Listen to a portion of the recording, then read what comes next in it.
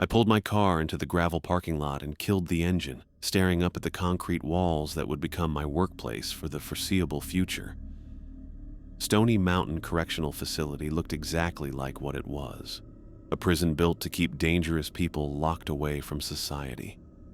The massive structure rose from the wilderness like something that had been dropped there by accident, surrounded by endless pine trees that stretched to the horizon in every direction. The drive here had taken almost 3 hours on a single gravel road that seemed to go nowhere, winding through forest so thick I couldn't see more than 20 feet into the trees on either side. No cell service for the last hour. No other traffic, just me, the road, and the sound of gravel crunching under my tires. I'd started to wonder if I'd taken a wrong turn somewhere, but the directions had been clear enough. Now, sitting in my car and looking at the place where I'd be spending the next few years of my life, I felt that familiar knot of anxiety that came with starting any new job. Except this wasn't just any job. This was a corrections facility in the middle of nowhere, housing some of the most dangerous criminals in Manitoba.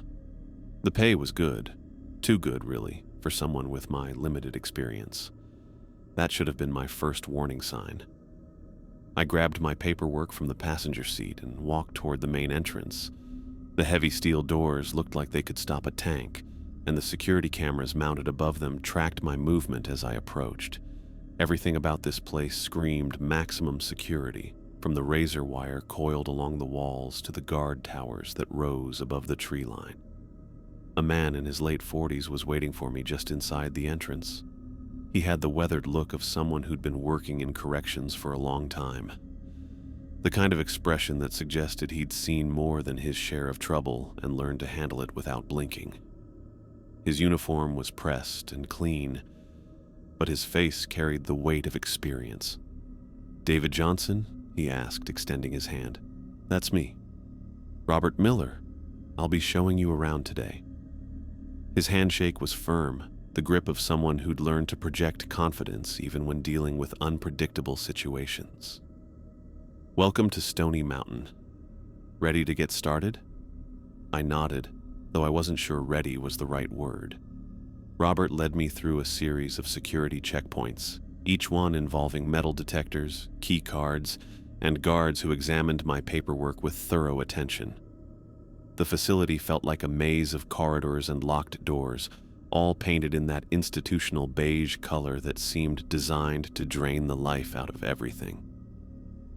Robert walked me through the basic procedures, shift schedules, radio protocols, emergency procedures, and the endless paperwork that came with the job. He showed me the guard stations, the surveillance room, and the various blocks where prisoners were housed.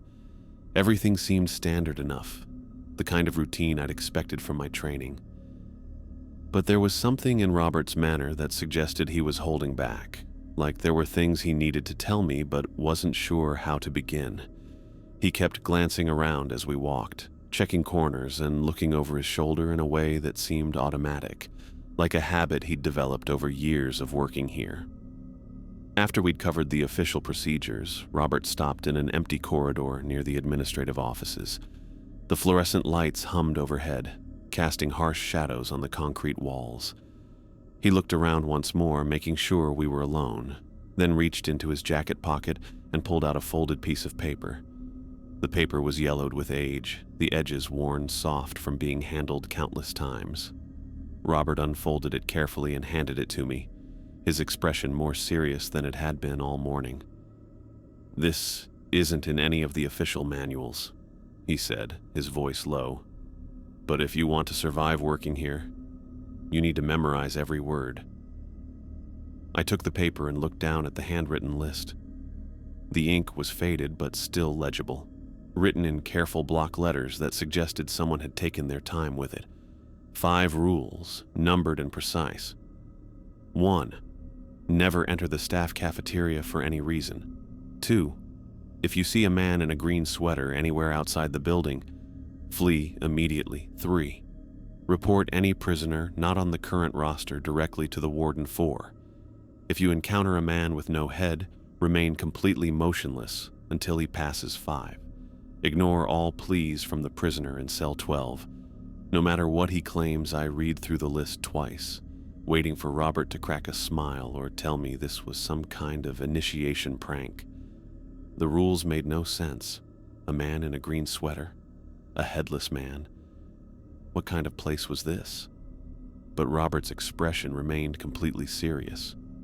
He watched me read, his eyes scanning the corridor again as if he expected something to appear at any moment. There was no hint of humor in his face, no suggestion that this was anything other than a matter of life and death. "I know how this sounds," Robert said quietly. "I know what you're thinking. But these rules aren't a joke, David. They're not hazing, and they're not superstition. Every guard who's worked here more than a month has this list memorized. The ones who don't follow it..." He paused, choosing his words carefully. "Well, they don't work here anymore."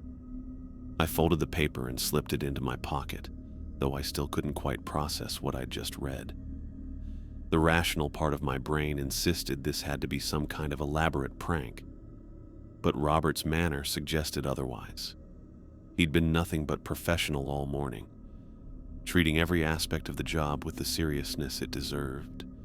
Why would he suddenly start playing games? "How long have you been working here?" I asked. 20 years, Robert replied, "and I've seen enough to know that following those rules isn't optional. The facility has its own way of testing new guards. Some pass, some don't. The ones who don't usually disappear within the first week." The word disappear hung in the air between us, and I felt a chill that had nothing to do with the temperature in the corridor. Robert wasn't speaking metaphorically. He meant it literally. Before I could ask any more questions, a sound echoed from somewhere down the hall, a rhythmic banging, like someone hitting metal with a heavy object. The noise was muffled but persistent, coming from the direction we'd walked earlier. Robert's head snapped toward the sound, his body tensing in a way that suggested immediate danger. The banging continued, steady and deliberate, as if someone was trying to break through something solid. It seemed to be coming from the area where Robert had pointed out the staff cafeteria during our tour, though he'd hurried me past it without going inside. I started to move toward the sound, curiosity overriding caution, but Robert caught my arm and held me back. His grip was firm, and his expression had shifted to something approaching alarm. "Rule number 1, he said, his voice barely above a whisper. "Never enter the staff cafeteria." The banging grew louder, more insistent, as if whatever was making the noise knew we were listening. I gripped the paper in my pocket tighter, and suddenly Robert's warnings didn't seem quite so impossible. My hands were still trembling slightly as Robert led me away from the source of that rhythmic banging. He walked with purpose down the corridor, putting distance between us and whatever was making that noise behind the chained doors of the staff cafeteria. I kept glancing back over my shoulder, but Robert didn't slow down until we'd turned 2 corners and the sound had faded to nothing. The rest of the morning passed in a blur of procedural explanations and administrative details. Robert showed me the supply rooms, the intake area, and the visiting quarters with the same methodical thoroughness he'd used for everything else. But I could tell his attention was elsewhere now, checking the time on his watch more frequently and scanning the corridors with renewed vigilance. 2 hours later, we found ourselves walking past the staff cafeteria again as Robert completed the facility tour. This time, he didn't hurry us past quite so quickly, though he made no move to get closer to the entrance. I could see the heavy chains wrapped around the door handles, secured with multiple padlocks that looked like they'd been there for years. The metal links were thick enough to anchor a boat. Through the grimy window beside the entrance, I caught a glimpse of the interior. Tables and chairs lay scattered across the floor in complete disarray, some overturned, others pushed against the walls at odd angles. It looked like a tornado had swept through the room, leaving chaos in its wake. The fluorescent lights inside were off, casting everything in shadow, but I could make out enough detail to see that whatever had happened in there had been violent. The banging started again while we stood there, the same rhythmic pounding I'd heard earlier.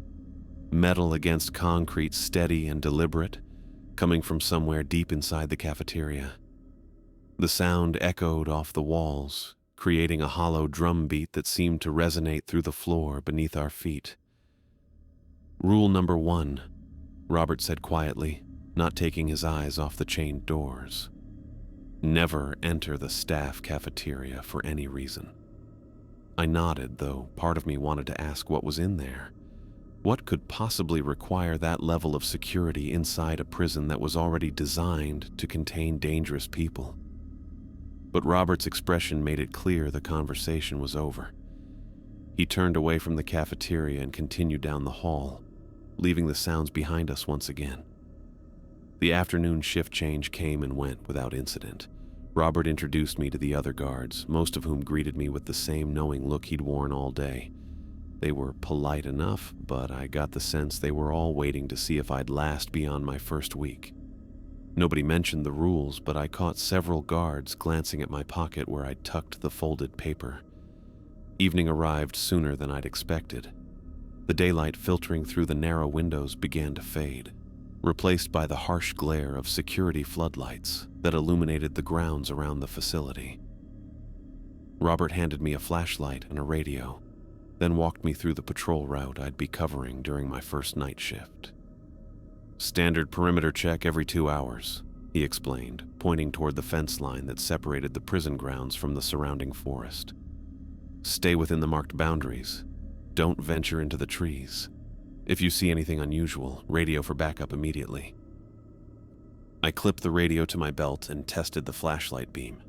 The LED was bright enough to cut through the darkness, but beyond the reach of the floodlights, the forest looked impenetrable. The pine trees pressed close to the fence, their branches intertwining overhead to form a solid canopy that blocked out the stars. My first patrol started at 9 o'clock. I walked the perimeter slowly, methodically checking each section of fence for damage or signs of tampering. The gravel crunched under my boots, and somewhere in the distance, an owl called out across the wilderness. Otherwise, the night was silent. I was halfway around the western edge of the facility when I spotted movement among the trees. At first, I thought it might be a deer or some other wildlife, but as I focused my flashlight beam into the forest, the shape resolved into something that made my blood run cold. A figure stood motionless between the pine trees, just beyond the fence. A man wearing a green sweater, pale face barely visible in the darkness, but clearly watching me. He was far enough back that the details were unclear, but close enough that I could make out his general outline against the black shadows of the forest. Rule number 2 flashed through my mind like a warning siren. If you see a man in a green sweater anywhere outside the building, flee immediately. I didn't hesitate. I turned away from the fence and started walking quickly back toward the main building, my flashlight beam bouncing ahead of me as I picked up the pace. Behind me, I heard the unmistakable sound of footsteps crunching through the underbrush, moving parallel to my route along the fence line. The footsteps matched my pace at first, maintaining the same distance as I walked faster, but gradually they began to close the gap. Branches snapped and pine needles rustled as whatever was following me pushed through the forest, no longer trying to move quietly. I broke into a run. My boots pounded against the gravel as I sprinted toward the brightly lit guard station at the facility's main entrance. The radio bounced against my hip, and my flashlight beam swayed wildly as I ran, casting crazy shadows across the ground in front of me. Behind me, the footsteps accelerated, crashing through the underbrush with increasing urgency. I didn't look back. I didn't slow down. I ran with everything I had, driven by a primal fear that overrode any rational thought. The floodlights of the main building grew larger ahead of me, promising safety and sanity in their harsh white glow. The guard station door came into view, and I could see another officer sitting at the desk inside, reviewing paperwork under the fluorescent lights. I burst through the entrance, breathing hard and probably looking like I'd seen a ghost, which, for all I knew, I had. The officer looked up from his paperwork with eyes that held no surprise, only understanding. He was older than Robert, with gray hair and the weathered face of someone who'd worked here even longer. His name tag read Williams, and he nodded at me with the same knowing expression I'd seen on every veteran guard's face. "First night?" he asked, though he already knew the answer. I nodded, still catching my breath. Through the window behind Williams, I could see the edge of the forest where the floodlights gave way to darkness. The footsteps had stopped the moment I'd entered the building, as if whatever had been chasing me couldn't or wouldn't come any closer to the facility itself. Williams went back to his paperwork without another word, but I caught the slight smile that crossed his face. Not mocking, exactly, but satisfied. Like I'd passed some kind of test he'd been expecting me to take. I stood there for several minutes, watching the tree line and listening for any sound of movement in the forest. But the night had returned to its previous silence, broken only by the distant hum of the facility's generators and the soft scratching of Williams's pen against paper. The rules weren't superstition. They weren't hazing or elaborate pranks designed to frighten new employees. They were survival instructions, written by people who'd learned through experience what lurked in the darkness around Stony Mountain Correctional Facility, and I was beginning to understand that my real education was just getting started. The clipboard felt heavier in my hands than it should have as I walked down the main corridor of Block C, checking off names against the prisoner roster. My second day at Stony Mountain, and I was already settling into the routine of cell checks, though I couldn't shake the memory of those footsteps crashing through the underbrush the night before. Every shadow seemed deeper now, every corner potentially hiding something that shouldn't exist. The morning shift had started normally enough. Robert had handed me the current roster and explained the procedure for conducting cell checks. Verify each prisoner against the paperwork, note any discrepancies, and report anything unusual.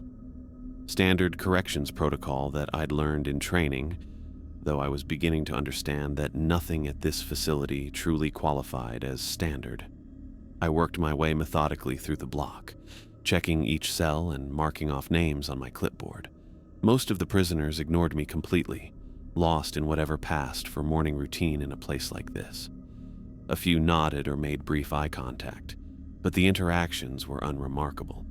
The kind of professional indifference I'd expected from experienced inmates who'd learned to treat guards as part of the scenery. Cell 47 broke that pattern. The man sitting on the narrow bunk wasn't like the others. He faced the bars directly, as if he'd been waiting for me to arrive. His smile stretched unnaturally wide across his face, the corners of his mouth pulled back farther than seemed physically possible. But it was his eyes that made my stomach clench with unease. They appeared too large for his skull, dominating his face in a way that looked fundamentally wrong. I stopped in front of the cell and consulted my roster, running my finger down the list of names and cell numbers.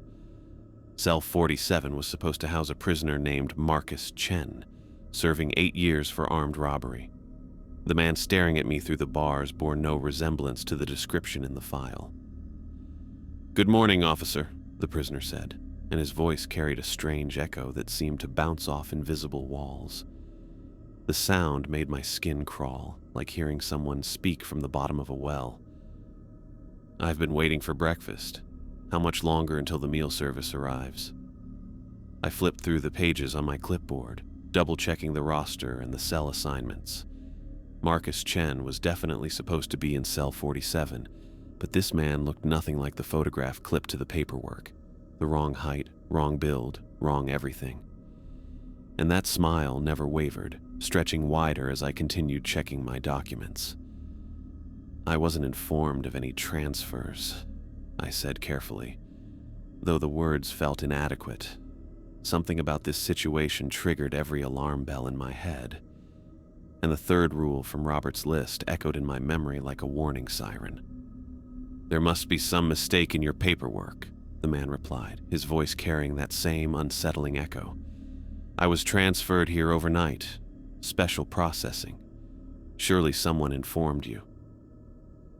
The smile widened even further, and I could see too many teeth crowded into his mouth. His eyes never blinked, just continued staring with that fixed, unnatural intensity. The longer I looked at him, the more wrong everything appeared. His proportions seemed slightly off, as if someone had tried to create a human being from memory and gotten the details almost right. "I need to see some identification," I said, backing away from the cell, "and I'll need to verify your transfer paperwork with the administration office." "Identification?" The man's laugh was worse than his speaking voice, carrying multiple echoes that seemed to come from different directions. "I've been here all night, officer. I'm hungry. I demand to know why I haven't been fed." Rule number 3 burned in my mind. Report any prisoner not on the current roster directly to the warden. I'd memorized every word on that paper, and this situation matched exactly what Robert had warned me about. The man in the cell wasn't on my roster, didn't match any of the prisoner descriptions, and everything about him felt fundamentally wrong. I turned away from cell 47 without another word, ignoring the man's continued demands for explanations and food. His voice followed me down the corridor, that strange echo growing fainter but never quite disappearing entirely. My hands were shaking as I walked, the clipboard rattling slightly against my belt. The administrative offices were 2 blocks away, but I covered the distance quickly, my footsteps echoing off the concrete walls. Other guards nodded as I passed, but I kept my focus on reaching Thomas Clark's office. The warden's door was open, and I could see him sitting behind his desk, reviewing a stack of paperwork with the methodical attention of someone who'd been managing a facility like this for years. I knocked on the doorframe and waited for permission to enter. Thomas looked up from his documents, and something in my expression must have caught his attention immediately. His professional demeanor shifted to alert concern. "What is it, Johnson?" "Sir, I found a prisoner in cell 47 who isn't on the current roster," I said, holding up my clipboard. "The cell is supposed to house Marcus Chen, but the man inside doesn't match any of the descriptions in the files. He claims he was transferred overnight, but there's no record of it." Thomas was already standing before I finished speaking, reaching for a ring of keys hanging from his belt. His movement was quick and decisive, like someone responding to an emergency he'd dealt with before. The relief in his expression was subtle but unmistakable, as if I'd given him the right answer to a question he'd been hoping I'd answer correctly.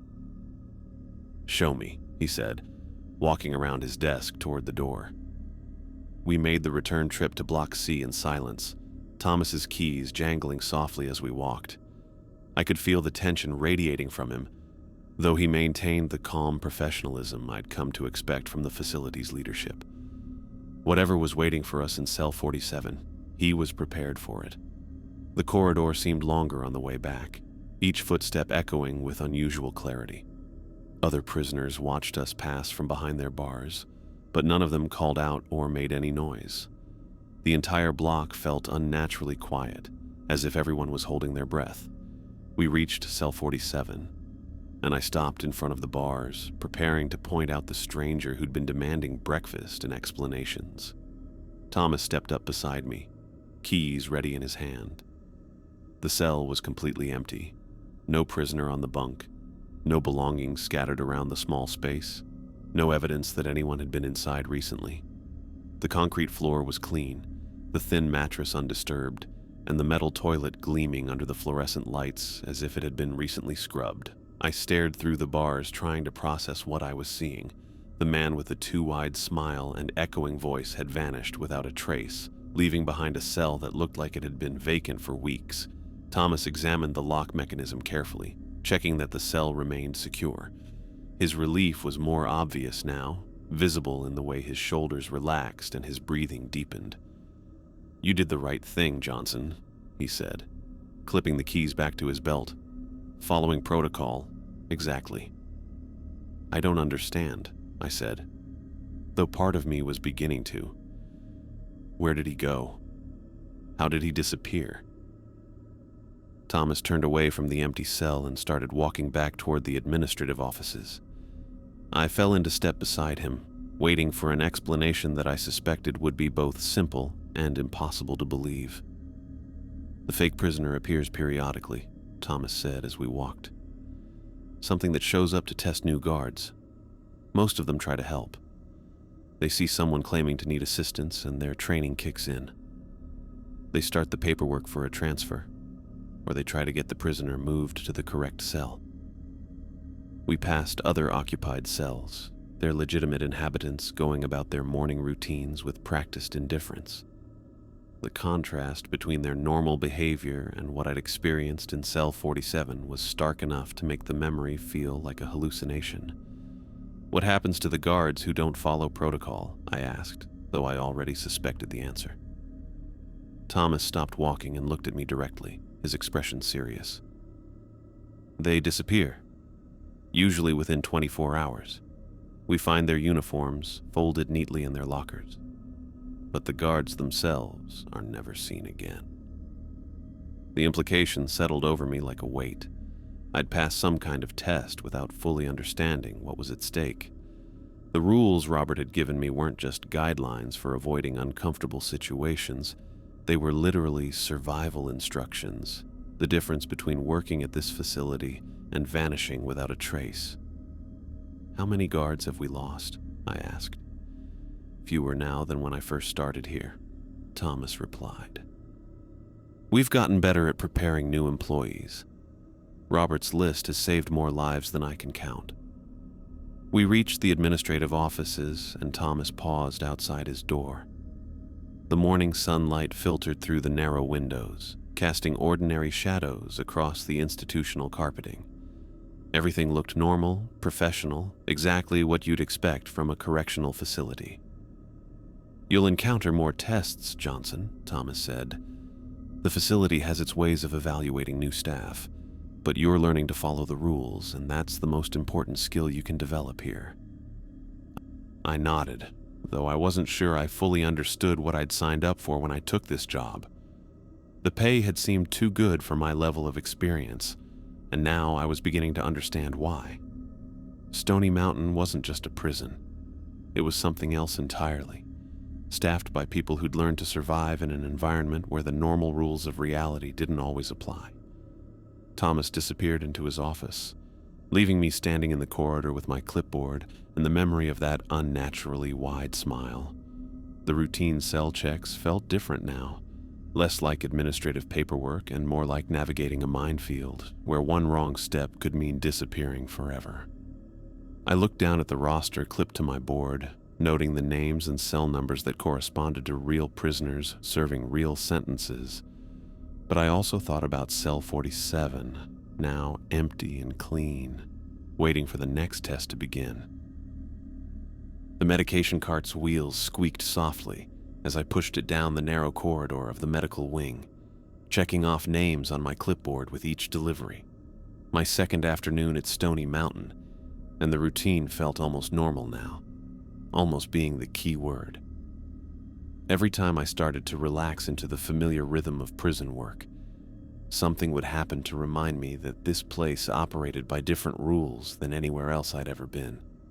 The medical wing housed prisoners with chronic conditions and those recovering from various ailments. Nothing dramatic, mostly diabetes medications and blood pressure pills, the kind of basic health care you'd find in any correctional facility. I'd made 8 deliveries without incident, each prisoner accepting their medication with the bored compliance of people who'd been through this routine countless times before. I was reviewing the remaining names on my list when I heard footsteps echoing from the main corridor. Slow, deliberate steps that carried with unusual clarity through the concrete hallways. Something about the rhythm caught my attention. Too measured, too precise, like someone walking with extreme care or concentration. I left the cart parked outside cell 23 and stepped through the doorway that connected the medical wing to the main corridor.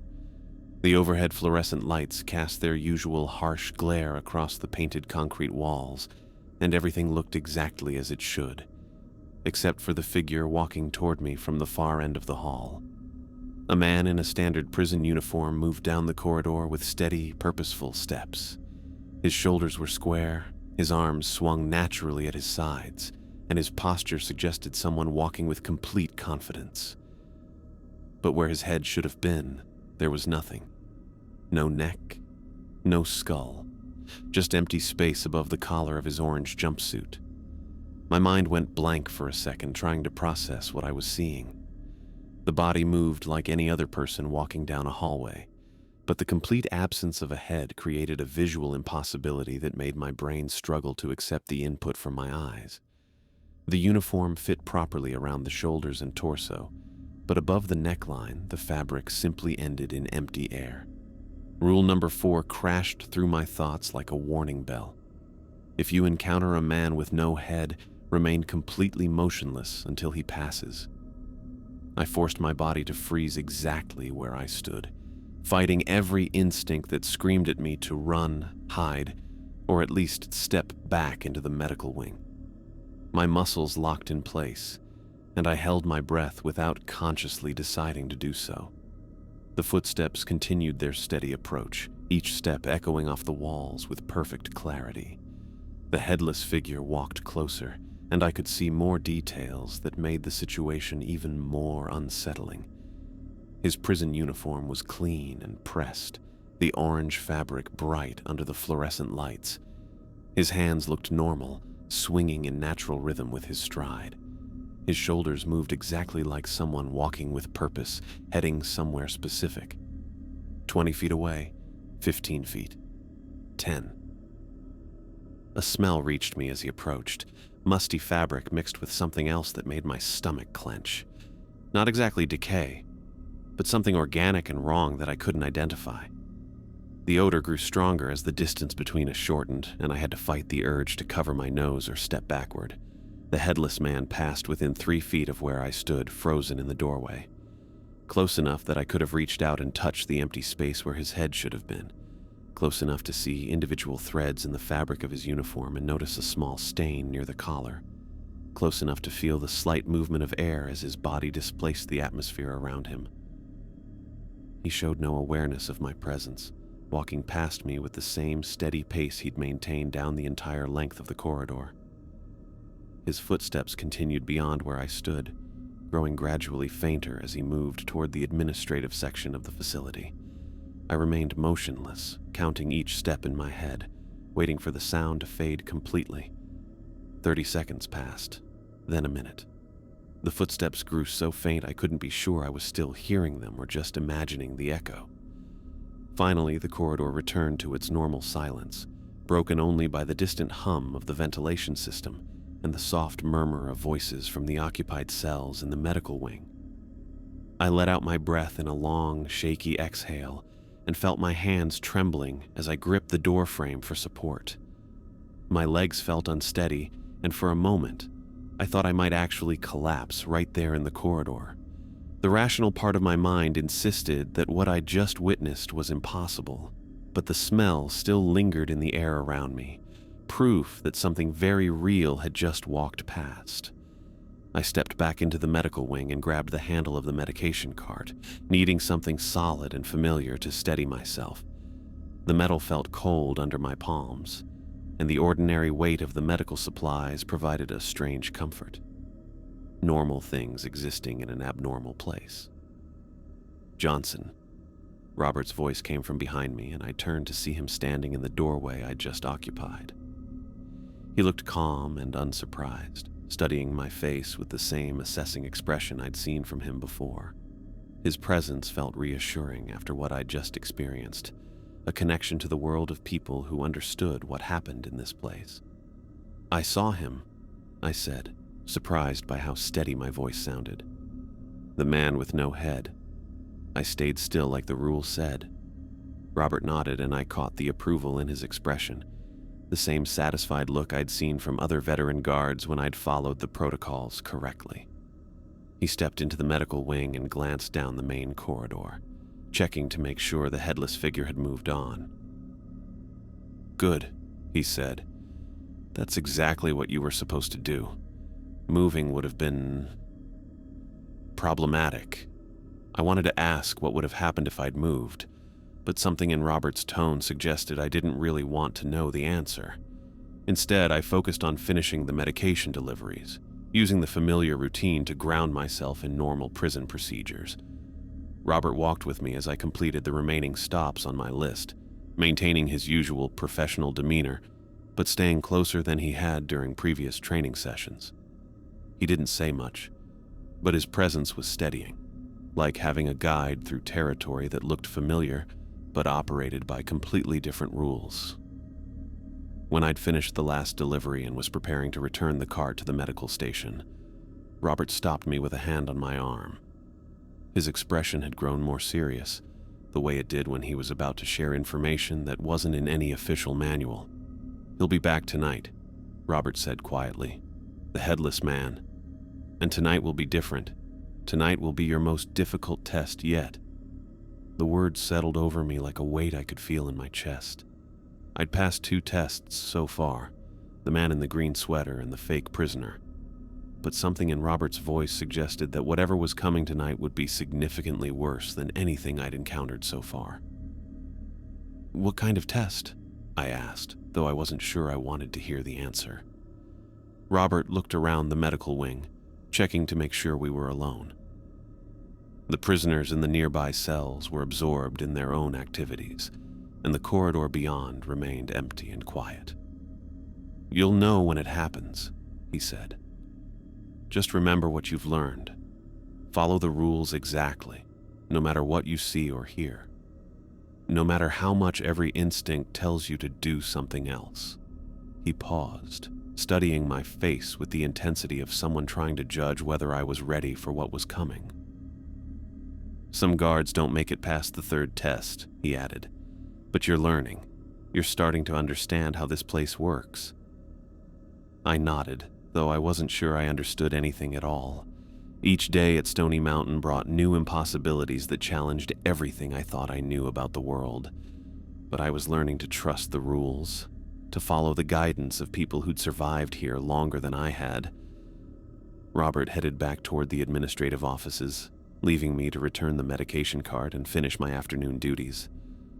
The medical wing felt different now, the shadows deeper and the silence more complete. I kept glancing toward the doorway where I'd seen the headless figure, half expecting him to reappear and continue his measured walk down the corridor. But the hallway remained empty, and the rest of the afternoon passed without incident. I completed my paperwork, checked in with the other guards, and prepared for the night shift with the growing certainty that whatever test was coming would determine whether I truly belonged at this facility. The rules in my pocket felt heavier now, weighted with new understanding of what they meant. They weren't suggestions or precautions. They were survival instructions written by people who'd learned through experience what lurked in the darkness of Stony Mountain Correctional Facility. And tonight, I would find out if I'd learned enough to survive my most difficult test yet. I clipped the radio to my belt and checked my flashlight one more time before starting my 2nd night patrol at Stony Mountain. Robert's warning echoed in my head as I walked down the main corridor. Tonight would be my most difficult test yet. The facility felt different after dark, shadows stretching longer between the overhead lights, creating pockets of darkness that seemed to move when I wasn't looking directly at them. The first hour passed quietly. I completed the standard perimeter check, staying well within the marked boundaries and avoiding any prolonged looks into the tree line where I'd seen the man in the green sweater the night before. The forest remained still and silent, but I knew better than to assume that meant anything. I'd learned enough about this place to understand that quiet didn't equal safe. I was making my way through the main cell blocks, checking that all doors remained secure and all prisoners were accounted for when I heard the screaming. The sound cut through the night air like a knife, desperate and raw with genuine terror. A man's voice, calling out in panic from somewhere deeper in the facility. The words were muffled by distance and concrete walls, but the emotion behind them was unmistakable. Pure, desperate fear. I followed the sound through 2 corridors and down a flight of stairs I hadn't explored during my daytime training. The screaming grew louder as I descended, and I could start to make out individual words between the sobs and gasps for breath. "Please, someone help me! There's been a terrible mistake!" The voice was coming from the isolation wing, a section of the prison Robert had pointed out but never taken me through during our tours. Single cells lined a narrow hallway, most of them dark and apparently empty, but from one cell at the far end, light spilled through the bars, and that's where the desperate pleas originated. I approached slowly, my flashlight beam dancing across the concrete floor. The voice became clearer with each step, and what I heard made my chest tighten with sympathy I didn't want to feel. I don't belong here. I was convicted of something I didn't do. My family is waiting for me. My wife, my little girl. She's only 6 years old. She doesn't understand where her daddy went. I reached cell 12 and stopped in front of the bars, looking inside at a man pressed against the metal framework. Tears streamed down his face, and his eyes held the wild desperation of someone who'd been pushed past their breaking point. He wore the standard orange jumpsuit, but it hung loosely on his thin frame, as if he'd lost weight recently. "Officer, please," he said, gripping the bars with white knuckles. "I've been trying to get someone's attention for hours. There's been a mistake with my case. My lawyer found new evidence that proves I'm innocent, but no one will listen to me." The man's story poured out in a rush of words, punctuated by gasping sobs. He described his wrongful conviction for armed robbery, a crime he swore he never committed. He talked about his daughter's birthday coming up next week, how his wife was struggling to pay the rent without his income, how his elderly mother was sick and needed him to drive her to medical appointments. Every detail felt authentic and heartbreaking. The emotion in his voice was raw and genuine, the kind of desperate honesty you heard from people who'd exhausted every other option. His tears caught the light from the overhead bulb, and his hands shook as he gripped the bars.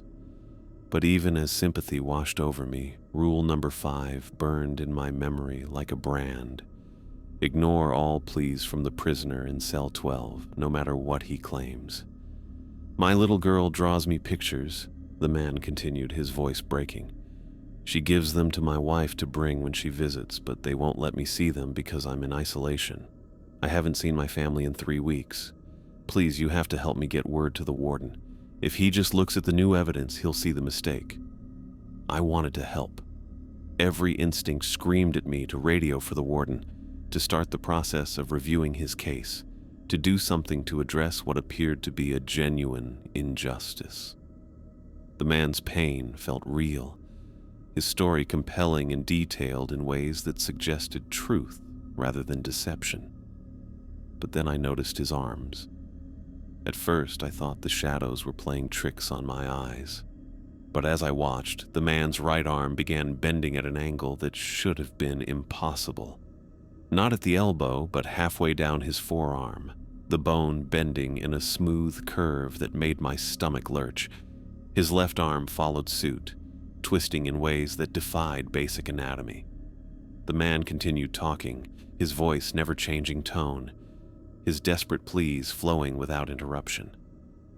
But his fingers were stretching now, growing longer with each word he spoke. Not gradually, but visibly, extending like rubber being pulled until each digit was twice its normal length. "Please don't leave me here," he said, and his elongated fingers wrapped around the bars multiple times, coiling like snakes. "I just want to go home to my family. I want to hold my daughter again."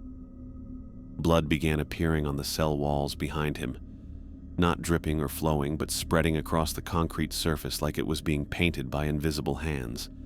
Red handprints materialized near his shoulders. Then more appeared higher up, as if someone was desperately clawing at the walls from inside the cell. The man's eyes never left mine. Even as his body contorted into impossible shapes and blood spread across the walls around him, he maintained perfect eye contact. His tears continued flowing, his voice kept breaking with genuine emotion, and his pleas remained heartbreakingly believable.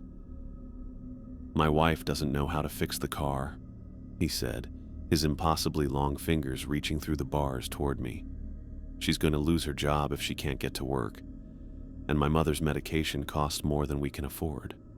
They need me." More blood appeared, smearing across the concrete in long streaks that suggested someone dragging bloody hands across the surface. The handprints multiplied, overlapping and spreading until the entire back wall was covered in red. But the man in front of me continued his desperate appeal, his voice unchanged despite the growing impossibility of his physical form. I forced my feet to move, stepping backward from the cell. Every human instinct rebelled against the action, screaming at me to help someone in obvious distress. But I'd learned to trust the rules over my instincts, and rule number 5 was written in Robert's careful handwriting for exactly this situation. "Don't go," the man screamed as I turned away. "Please don't leave me here. My family needs me. My little girl needs her daddy." I walked back down the corridor, each step echoing off the walls like gunshots. Behind me, the man's pleas grew more desperate, his voice rising in pitch until it cracked with raw emotion. But I didn't look back, didn't slow down, didn't allow myself to reconsider.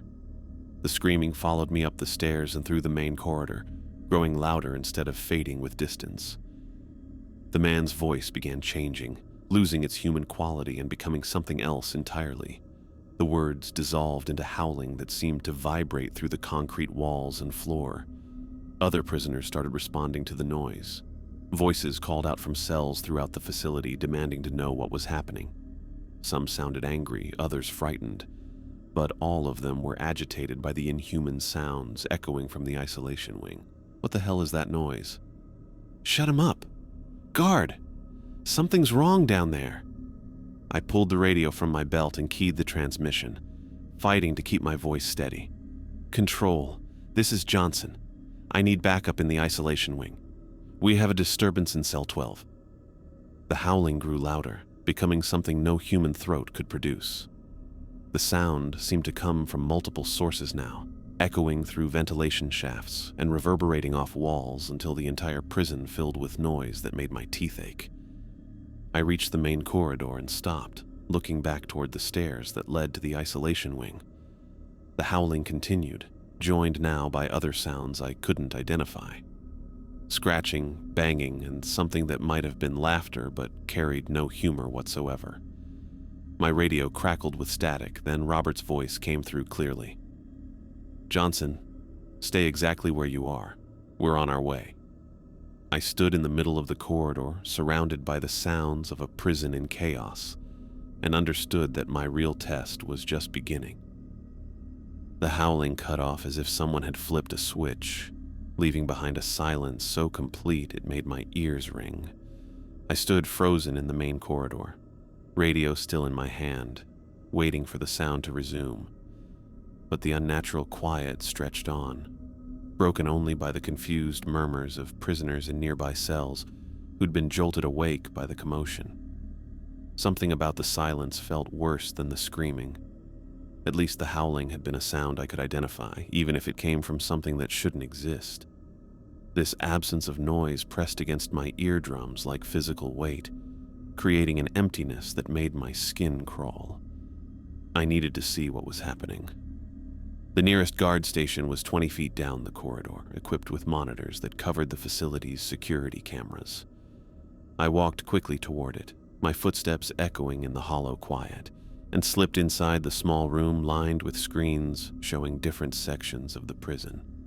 Most of the monitors displayed normal late-night scenes, empty corridors, prisoners sleeping in their cells, the usual static views of a secure facility. But as I scanned the screens, movement caught my attention on 3 different monitors simultaneously. The camera covering the main entrance showed a familiar figure standing just outside the range of the security floodlights. The man in the green sweater had returned, his pale face barely visible in the darkness. He stood perfectly still, facing the building, as if waiting for something, or someone.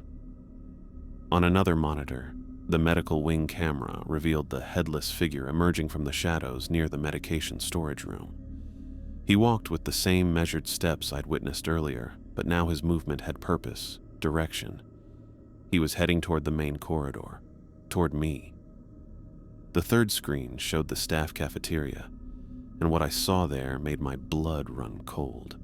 The heavy chains securing the doors were shaking violently as something on the other side hammered against the metal with tremendous force. Each impact sent the chains dancing, and I could see the door itself bulging outward with each blow. Whatever was trapped inside wasn't just trying to get out, it was trying to break free. I watched the monitors with growing understanding that made my hands shake. These entities weren't acting randomly. They were responding to something, moving with coordinated purpose. The prisoner in cell 12 hadn't just been screaming. He'd been calling to them, summoning them. The realization hit me like a physical blow. The test wasn't just about ignoring the prisoner's pleas. It was about preventing something much worse from happening. By refusing to open that cell, I'd avoided triggering whatever catastrophe these things were preparing for.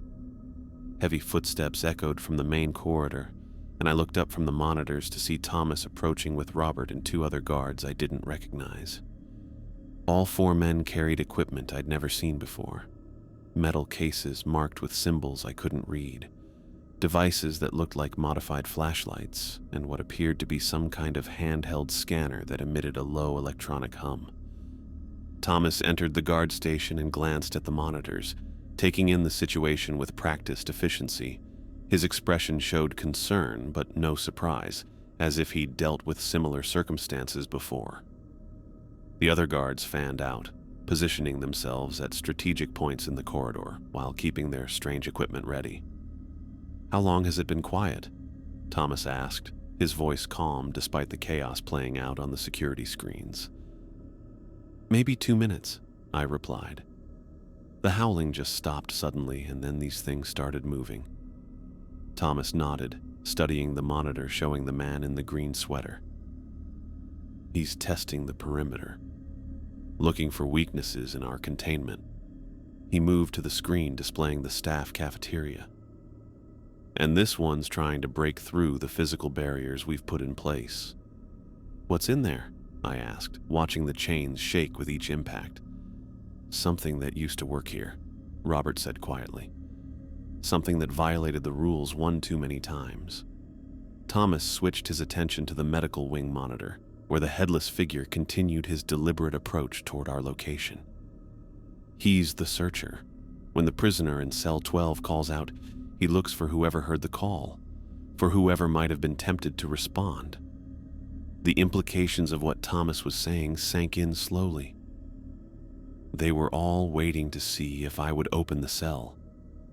Cell 12 contains something that's been with this facility for longer than any of us have worked here, Thomas explained. "It tests our defenses periodically, probing for weaknesses. The pleas, the emotional manipulation, the detailed stories about family, all of it designed to trigger our human instincts to help."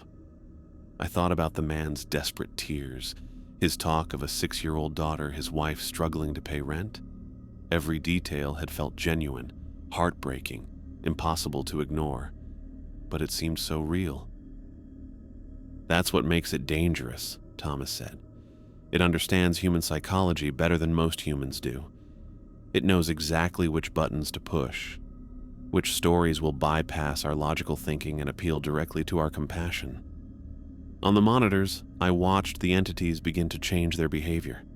The man in the green sweater stepped backward into the tree line, his pale face disappearing among the shadows. The headless figure stopped his advance and turned away, retracing his steps toward the medical wing.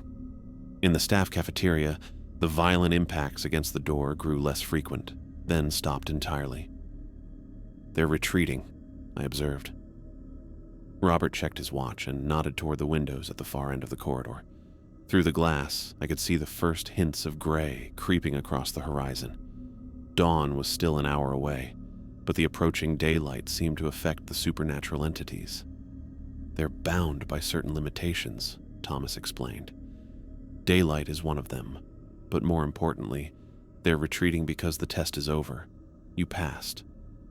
The weight of those words settled over me slowly. I'd passed not just by ignoring the prisoner's pleas, but by understanding that something larger was at stake. By trusting the rules over my instincts, I'd prevented these entities from coordinating whatever they'd been planning. Thomas reached into his jacket and pulled out a set of keys different from any I'd seen at the facility. These were older, made of metal that looked almost black in the fluorescent light, each one carved with symbols that seemed to shift when I wasn't looking directly at them. "Congratulations, Johnson," Thomas said, handing me the keys. You've completed your probationary period. These will give you access to areas of the facility that most people don't know exist. Areas where we keep things that require more than chains and concrete to contain them. I took the keys, feeling their unexpected weight and the strange warmth they radiated. What exactly am I supposed to do with these? You're going to help us maintain the real security of this facility, Thomas replied. The prisoners in the regular cells are just criminals, dangerous but human. The things we really need to contain require people who understand that the world isn't quite what most people think it is. Robert stepped forward, his expression serious but approving. You've learned to trust the rules over your emotions. That's the most important qualification for this job. Most people can't do it, even when their lives depend on it. I looked at the keys in my palm, understanding that accepting them meant crossing a line I could never uncross. I'd become part of something secret, something that most of the world couldn't know existed. A group of people dedicated to keeping horrors contained, protecting everyone outside these walls from threats they couldn't imagine. On the monitors, the last of the supernatural entities disappeared from view. The facility returned to its normal nighttime appearance. Empty corridors, sleeping prisoners, the quiet routine of a secure institution. But I now knew what lurked beneath that facade, what waited in the shadows for someone to make a mistake. "Welcome to the real Stony Mountain Correctional Facility," Thomas said. I clipped the unusual keys to my belt alongside my regular equipment, feeling their weight settle against my hip. The world looked the same as it had an hour ago, but everything had changed. I was no longer just a corrections officer learning the ropes. I was a guardian standing between ordinary people and things that existed beyond their understanding. The other guards began packing up their specialized equipment, moving with the efficient calm of people who'd handled similar situations many times before.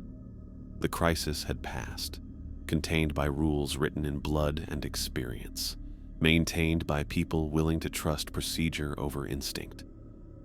As dawn approached, I understood that my real education at Stony Mountain was just beginning.